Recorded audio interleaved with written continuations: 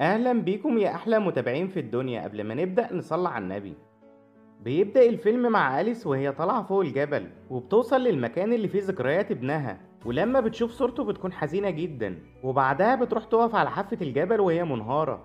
فبيوسوس لها الشيطان وبتفكر إنها ترمي نفسها من فوق الجبل وتنتحر. وفي آخر لحظة بيظهر لها واحد فجأة وبيكون اسمه ريتشارد وبيتكلم معاها وبيعرفها إن المنظر من هنا جميل جدا، وبدأ يحكي لها عن حادثة حصلت معاه هو وحبيبته، وبيعرفها إن حبيبته ماتت في الحادثة وهو حاسس بالذنب ناحيتها.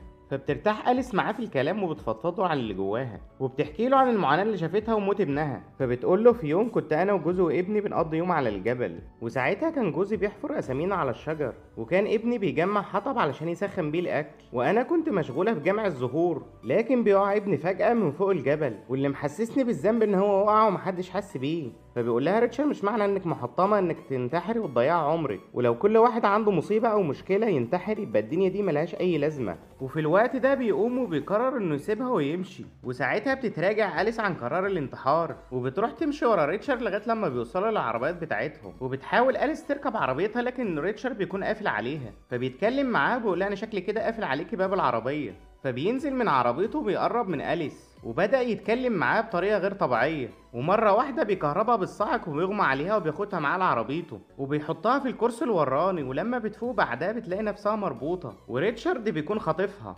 وبتكون أليس مرعوبة وبتحاول تفك نفسها لكن ما قدرتش. فبيبص ريتشارد عليها وبيلاقيها فايق، وفي الوقت ده بتحاول ترن على أي حد إنه ينقذها بالساعة اللي معاها، لكن ريتشارد بياخد باله وبيقول لها ما تحاوليش لأن المكان اللي احنا فيه ده الشبكة فيه معدومة. فبتحاول أليس تستعطفه علشان يسيبها تروح لحالها، بس بيقولها ان كل واحدة كانت بتركب معاه كانت بتقولي نفس الكلام، وبنعرف ان هو خطف بنات كتير قبل كده. وبنشوفه وهو بيحط لها عربية لعبة قدامها بتكون بتاعة ابنها، وساعتها بتفتكر أليس السكينة اللي في جيبها، فبتطلعها بالراحة وبدأت تقطع الرباط اللي في ايديها، وبتحاول تتكلم مع ريتشارد عن حبيبته اللي ماتت علشان تشغله عنها وما يحسش بأي حاجة، بس هو بيغير الموضوع وبيسألها عن اسم ابنها. فبتقول له انت عايز تعمل فيا ايه؟ فبيقول لها انا هاخدك اوديكي في كوخ في الغابه علشان اقعدك فيه يومين تلاتة لغايه لما اشوفها ههديلك ازاي. فبتقول له انت شكلك كده مجنون وبتحلم، وفجاه بتهجم عليه بالسكينه اللي معاها وخلاص كانت هتقتله وتخلص من قرفه، لكن ريتشارد بيفقد السيطره عن العربيه وبيلبس في شجره، وفي الوقت ده أليس بتحاول تخنقه بحزام الامان، بس للاسف بيعرف يفك نفسه من الزرار اللي قدام، وبعد معركه ضرب بينهم بيقعوا هما الاتنين من العربيه. فبتاخد أليس لعبة ابنها اللي وقعت على الأرض، وقبل ما بتهرب بتلاقي ريتشارد واقف قدامها، فبتهدده بالسكينة علشان يبعد عنها وبتنادي على أي حد ينقذها. فبيقول لها أنا غلطان علشان ما فتشتكيش من الأول، وأنت من شوية كنت عايزة تنتحري ودلوقتي خايفة على حياتك. وساعتها بيوري لها حقنة فاضية كانت معاه وبيعرفها إنه حقنها بمصل بيشيل حركة الجسم، وقدامها ربع ساعة بالكتير ومفعولها هيشتغل، وبدأ يعرفها على اللي هيحصل لها من الحقنة. في الأول الأطراف بتاعتك مش هتشتغل، وبعدها مش هتحسي برجلك، وبعد شوية هتتشلي ومش هتعرفي تتحركي، واخر حاجة مش هتقدري تتكلمي. فبيقول لها بلاش السكينة دي انت كده كده بتاعتي، لكن بتهرب أليس من قدامه بسرعة للغابة. فبيقول لها ريتشارد ان الجري ده غلط علشانك لانه هيخلي المصل يشتغل بسرعة، بس أليس بتكون مش مصدقاه وبتجري في الغابة بأقصى سرعة عندها، وفي الوقت ده السكينة بتقع من ايديها وبتحس بصوابعها وبتكون مش قادرة تحركها، وساعتها بتبص وراها وبتلاقي ريتشارد بيقرب منها، فبتهرب أليس من قدامه وبتجري بأقصى سرعتها، وفي الوقت ده بتحس بالتعب وبتكون مش قادرة تجري، فبتحاول تقوم تاني لكن رجليها ما بتكونش شايلاها، وبتفضل ماشية بالعافية لغاية لما بتلاقي مكان تتدارى فيه، وبنشوف ريتشارد وهو بيدور عليها وهي تحتيه، بس بيكون مش شايفها ومش عارف هي فين، لكن من حظها الأسود النمل بيتلم عليها وبيهاجمها وبيدخل في كل حتة في جسمها، فبتصرخ أليس من كتر النمل اللي في جسمها، وساعتها بيسمع ريتشارد صوتها وبيعرف ان هي قريبة منه، وبنشوف أليس وهي بتزحف لغاية لما بتوصل للمية، فبيقول لها ريتشارد من بعيد مش هتقدري تعومي، وفعلا أليس بيكون جسمها كله مشلول، بس الغريب في الموضوع ان هي بتفضل عايمة على وش المية وبتكون ماشية مع اتجاه المية لغاية لما بتوصل لفرع شجرة، فبتمسك في الفرع بصعوبة وبتطلع من المية وهي في حالة سيئة جدا، وبتفضل تزحف لغاية لما بتتشل حركتها تماما، وحتى الكلام مش بتقدر تنطقه ويا دوبك تشوف بالعافية، وساعتها بتشوف آلة بتقص الحشائش وهي بتقرب منها، وأليس بتكون آخرها تبص عليها، وقبل ما بيحصل لها حاجة الراجل اللي كان شغال على الآلة بيشوفها وهي مرمية على الأرض ومش قادرة تتحرك، فبيسألها عن سبب وجودها في المكان ده لكن مش بترد عليه، فبيحرك صباعه قدام عينيها، فبيلاحظ إن عينيها بتتحرك مع حركة الصباع، فبيرجع يسألها إذا كانت سامعاه فبتحرك له عينيها، فبيعرف إن هي بتسمع، وساعتها بيقوم وبيجيب لها عربية يحطها عليها، وبياخدها معاه للبيت بتاعه.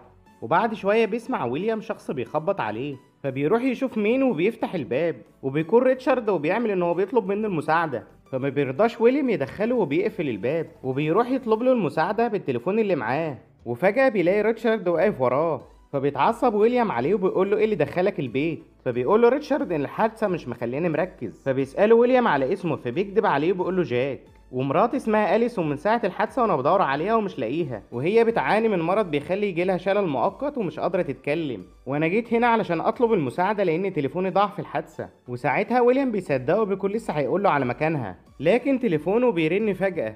فبيشك فيه ويليام اكتر وبيعرف ان هو انسان مش طبيعي. فبيستدرجه ويليام وبيقول له انا فعلا لقيت مراتك جنب المزرعه وهي هناك دلوقتي، ولسه هيطلعوا يروحوا لها. بيخبطوا ويليام في المكتبه بقوه، فبيقع ريتشارد على الارض وبتنزل المكتبه فوقه. وبعدها بيقوم ريتشارد وبيحاول يخلص على ويليام، بس بتقوم معركة قوية بينهم. وفي الوقت ده أليس بتكون شايفة كل حاجة بتحصل، وبتحس بصوابع ايديها لأن مفعول الحقنة قرب يخلص. وبنشوف ريتشارد وهو بيلاقي السكينة جنبه على الأرض، فبياخدها وبيخبط ويليام في رجله، فبيقع. وبيقوم ريتشارد يدور على أليس، وبتكون أليس مستخبية ورا الكنبة وشايفاه وهو بيدور عليها. وفي اللحظة دي بتكون مرعوبة وخايفة إنه يلاقيها. وبنشوفه وهو بيلاقي جيركن بنزين وبياخده في إيده، وبدأ يولع في البيت وفي جثة ويليام علشان يغطي على الجريمة بتاعته. وساعتها بتتمكن أليس من الحبل بتاع الستارة، وبتفضل تشد فيه لغاية لما ريتشارد بياخد باله وبيشوف الستارة وهي بتتحرك. فبيدخل البيت وبيلاقي أليس، فبيشيلها وبيحطها في عربية ويليام، وبيفضل ماشي لغاية لما بيبعد عن المكان. وبيقول لأليس وهو في الطريق ان اول مرة يقتل راجل وانت السبب، لان متعود على قتل الستات بس، وبيكون سعيد من اللي هو بيعمله. وبعد شوية بنته بتتصل عليه وبتعرفه ان هي نجحت، فبيقول لها انه سعيد بنجاحها ده. فبتقول له ان انا وماما هنيجي نقضي الاجازة معاك في الكوخ اللي في الغابة. وساعتها بيبان عليه التوتر، فبيطلب منها انه يكلم امها. فبيقول لها انه مشغول ومش مرتب لوجودهم معاه. فبتقول له احنا في الطريق للغابة ومن صعب ان احنا نرجع. فبيقفل السكة ومش عارف يعمل ايه لان خطته اتغيرت. وفي الوقت ده بيوصل لمحطة البنزين، وبيقرر انه ينزل علشان يمون العربية. وهو نازل بيحط الكاب على راس أليس علشان محدش يعرفها. وفي الوقت ده أليس بتحرك صوابعها بصعوبة وبتفك حزام الأمان. فبيخلص ريتشارد وبيركب العربية، وبيفضل ماشي لغاية لما بيوصل لعربيته في مكان الحادثة. وبينزل يفتح شنطة عربيته وبيغير القميص اللي كان متعاص دم، وبيجيب كل الحاجات اللي بيستخدمها مع ضحاياه وبيحطهم في العربية اللي فيها أليس، وبيغطيهم بالقميص اللي كان مغيره. وبعدها بينزل تحت العربية يبص عليها، وفجأة بتظهر عربية شرطة بتقرب منهم، فبينزل منها شرطي وبيخبط على الإزاز اللي فيه أليس، لكن للأسف مش بترد عليه.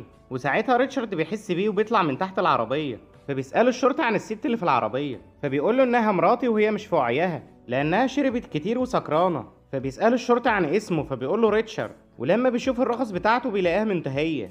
فبيسأله عن العربية التانية اللي فيها أليس، فبيقول له إن عربية صاحبي واسمه ويليام. فبيقول له الشرطي لازم نكلم صاحبك ده نتأكد منه، وبيطلب منه إنه يحكي له عن سبب الحادثة. فبيقول له من ساعة ابننا ما مات ومراتي في حالة سيئة، ومن كتر الشرب عملت حادثة. فبيقول له الشرطي إن جالنا بلاغ بواحدة مفقودة. فبيتوتر ريتشارد وساعتها بيشك فيه الشرطي، ومن حظه الأسود أليس بدأت تتكلم. فبيسمعها الشرطي وهي بتستنجد بيه، وبيحاول يقرب منها علشان يسمعها بوضوح هي عايزة تقول له إيه. فبيلاحظ الشرطي الأدوات اللي محطوطة على الطابلوه، وساعتها بيعرف إنه السفاح. ولسه بيطلع مسدسه وبيلاقي ريتشارد بيقاومه وبيضربه لغاية لما بيقتله، وبياخد مسدسه وبيحط الجثة في عربية الشرطة وبيولع فيها. وبعدها بيركب العربية وبيهرب من المكان بسرعة. فبيقول لأليس انت السبب في موت الشرطي. وساعتها بنلاحظ ان الحقنة اختفت من العربية. فبتقول له أليس سيبني وانا اوعدك ان مش هقول لحد على اللي حصل. لكن مفيش فايدة فيه، وبيوصل بيها عند النهر علشان يبعد بيها عن المكان وينافس جريمته.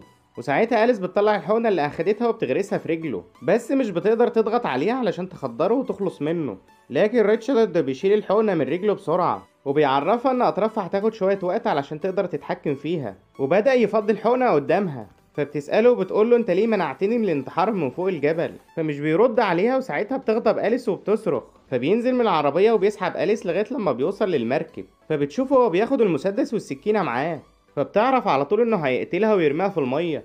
وساعتها بتطلب أليس منه انها تشوف لعبة ابنها اللي في جيبها قبل ما تموت. ولما بيقرب منها علشان يطلع اللعبة بتخطف السكينة منه وبتغرسها في رقبته، وللأسف مش بيموت، وبيسحب السكينة من رقبته بالراحة، وبيطلع المسدس اللي معاه وبيحاول يقتل بيه أليس. لكن بتحرك المركب بجسمها، فبيفقد توازنه وبيقع في المية والمسدس بيكون في المركب. فبتوصل أليس للمسدس بصعوبة، وساعتها ريتشارد بيطلع تاني للمركب، فبتضربه أليس كام طلقة بالمسدس اللي معاها، فبينزل في المية وبعدها المركب بدأت المية تدخل فيها، وبنعرف وهي بتضرب بالمسدس طلقة منهم خرمت المركب، وفي الوقت ده بتغرق المركب وأليس بتكون جواها، والمركب ما بيكونش ليها أي أثر غير لعبة ابنها اللي بتكون عايمة على وش المية. وفجأة بتظهر أليس بعد معاناة كبيرة تحت المية، وبتفضل تعوم لغاية لما بتوصل للممر الخشبي، وبنشوف ريتشارد بعدها هو بيوصل للشط ومش قادر ياخد نفسه بسبب طعنة السكينة، فبتروح له أليس وبتبصله باستحقار وبعدها بتسيبه وبتمشي، وبنعرف إن الحياة دي محطات لازم نواجهها بحلوها ومرها ومنستسلمش مهما حصل. وبيخلص فيلمنا، أشوفكم في فيلم جديد.